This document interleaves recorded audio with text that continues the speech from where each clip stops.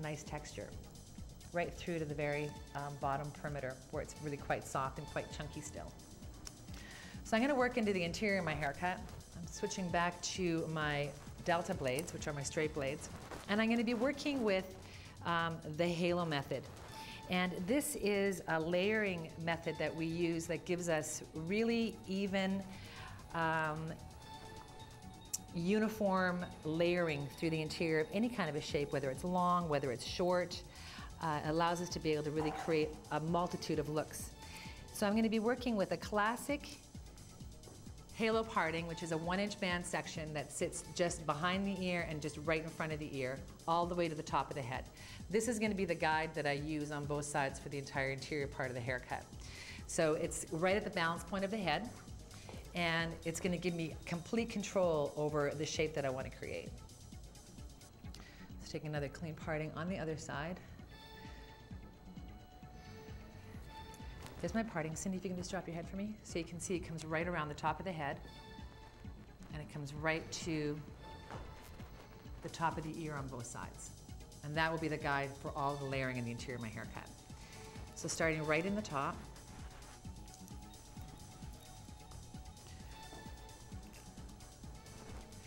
now, because I want to retain length in Cindy's hair, when I'm working with the halo guide, I'm going to be bringing all of the hair straight up off the head because I want to retain length. So determining my length, and I'm not taking this really short because I don't want a sprouty crown. I want it just to have a nice sort of movement through the interior of the haircut. So leaving it, you know, a little longer and cutting it straight across. And then coming into my next section. So here is how we're going to control the length through the perimeter. I'm going to work into that, it's almost the top of the flat of the head just above the ear. I'm dropping out about 1 inch to 1.5 inches of hair right over the ear. This is going to allow me to retain the length that I want, also allows me to retain the density that I want in the hair to be able to cut it afterwards, and I'll have this great layering from the top. So I'm going to be working in a disconnected manner like that through the entire haircut. Bringing this section all straight up so that my layering starts to get longer as I work to the perimeter.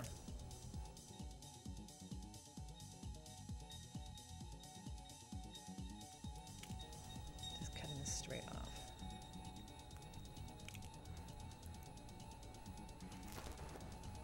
So you can see the length of the layering, and then the length that we're going to be retaining here. And the same thing on the other side.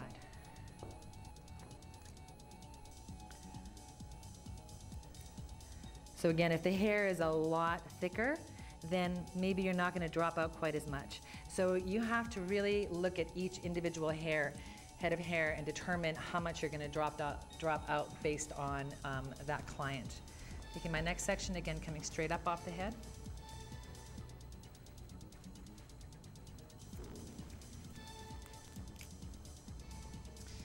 So there's my guide for the layering. Taking this all straight back into the back. Starting with a 1-inch section, which is almost like a mohawk section down the center back. Picking up part of my halo guide that I've just cut.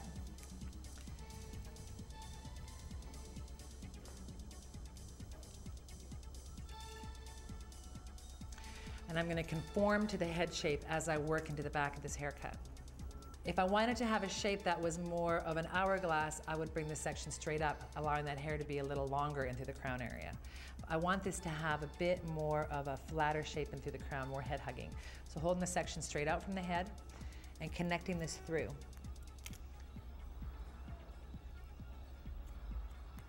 And dropping out a piece of this section, which becomes my guide through my final section, the center back. Holding this again straight out from the head. So you can see that at this point, I'm going to be removing some of this length here, but the length is going to fall in through this area here, above the perimeter length. So it's going to have a really beautiful, loose, layered shape through the back.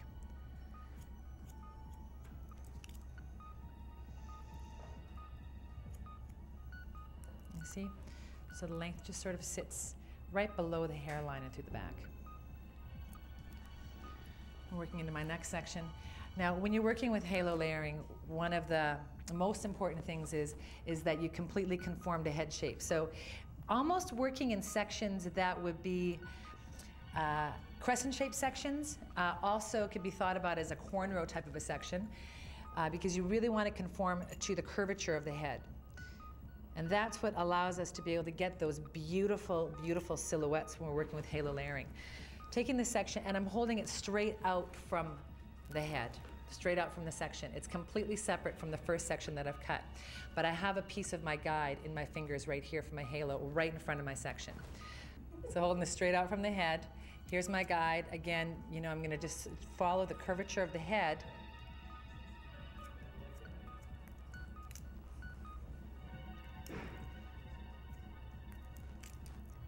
Dropping a piece out again, coming right down into my second section here.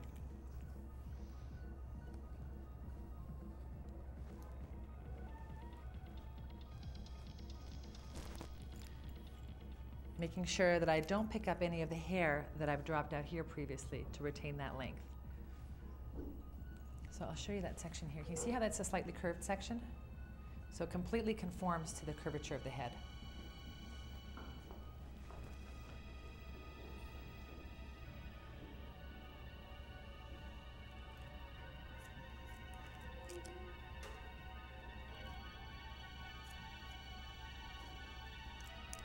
Okay, so we have those two sections cut and you can start seeing that nice looseness. So in my next section, I'm going to basically begin this section right from the point of where I drop the hair out right over the ear, because I want to make sure that I retain that density all in that perimeter of the head. So if I'm dropping hair out over the ear, I'm going to drop out hair into the back as well, and that's going to give it a really nice shape. Picking up again the front of my halo guide. So this is not a traveling section. Holding the hair straight out. You can see my sections are getting longer because my guide went straight up off the head. Removing this hair.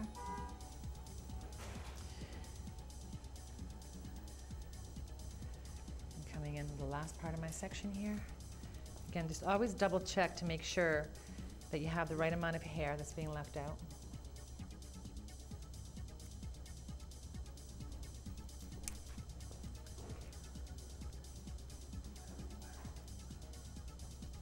Having completed the one side and through the back, you can see this really nice layered shape, this really nice head shape that we've been able to build up through the back.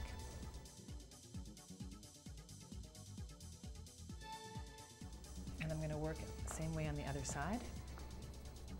You see all that nice movement, all that nice texture, and then we've retained all of that length into the back as well, and this nice shorter area right in the center back. I think this is such a nice alternative for clients that have longer hair that are looking for something a little edgier, something a little, you know, updated and fun. So I'm going to work into the front of the haircut. I'm going to reestablish my halo guide, or a portion of it, and I'm going to comb this forward because it now becomes my guide through the front of the haircut. And I'm going to work through the front in the same manner, dropping out hair all through the perimeter. So combing this all straight forward, taking my first section down the center of the head.